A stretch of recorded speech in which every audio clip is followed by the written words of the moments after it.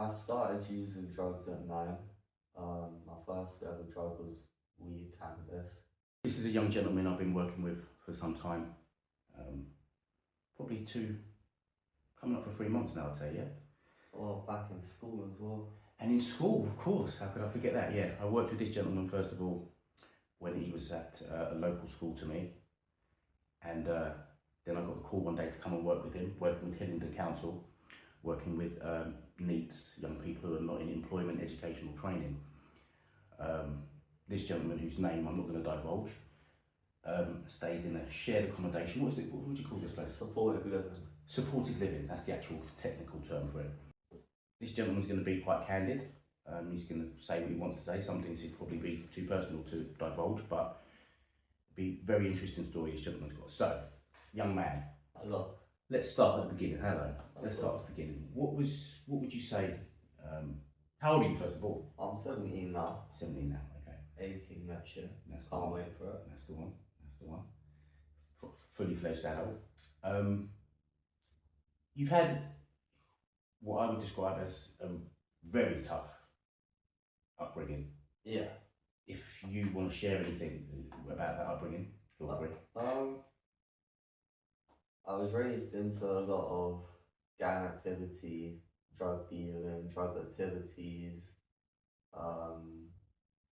constantly in, houses that were growing weed or they were making crack or things like that. So it just sort of put me in a path of, this is the right way to live life.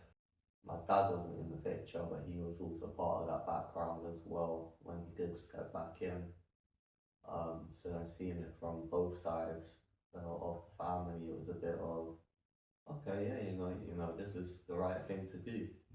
And I guess it sort of set out a path for me of I should do this because they're doing this. When you're shown something, it's the first thing you're shown. You know no different, do you? No. And if everyone else is doing it around you, then it's very difficult to 100%. to come out of that. How did that sort of affect your school life when you were at the school that I used to see you at? Well, I think before you stepped in, I was doing school counselling for anger management.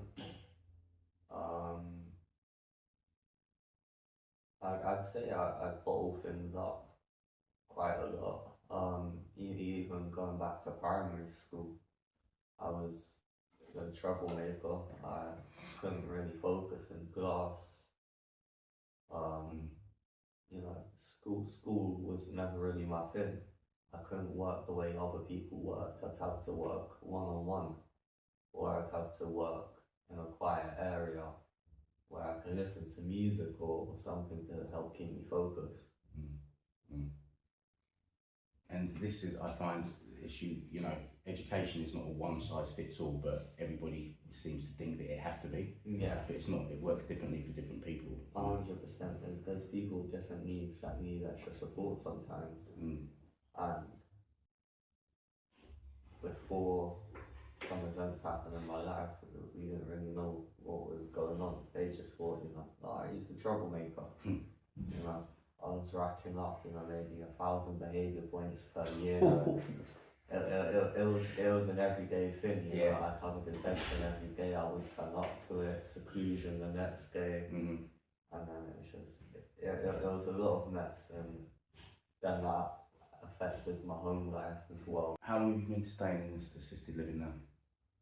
Just over a year. Just over a year. And what was the sort of like final straw that got you to come away from where you were living before to here? Well, back in 2022 summer, I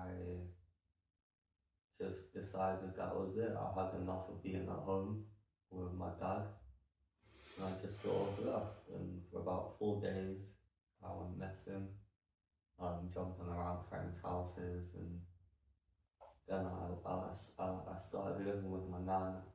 I definitely admit I didn't obey to the rules. She wanted me back at night and I'd come back at 2 in the morning. And then I went to my auntie's. Me and my auntie, we get along well, but we had some deep conversations and truths were talked. and I don't think I was ready to hear them at the time. And then I went to my mum's again, and then I ended up going to hospital for a while. For about 6 months I was away, and What were you in hospital for? I was in 2 different psychiatric wards. So the first time was a suicide attempt and a psychiatric breakdown.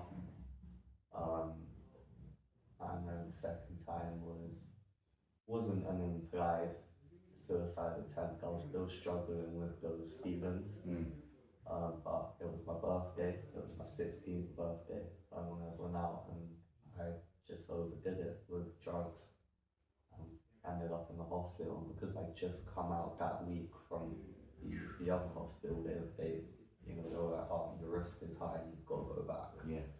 So then I had to do another 3.5 months, and then coming towards the end of that visit at that hospital, I was having meetings about where I'd be living and so on, and Okay.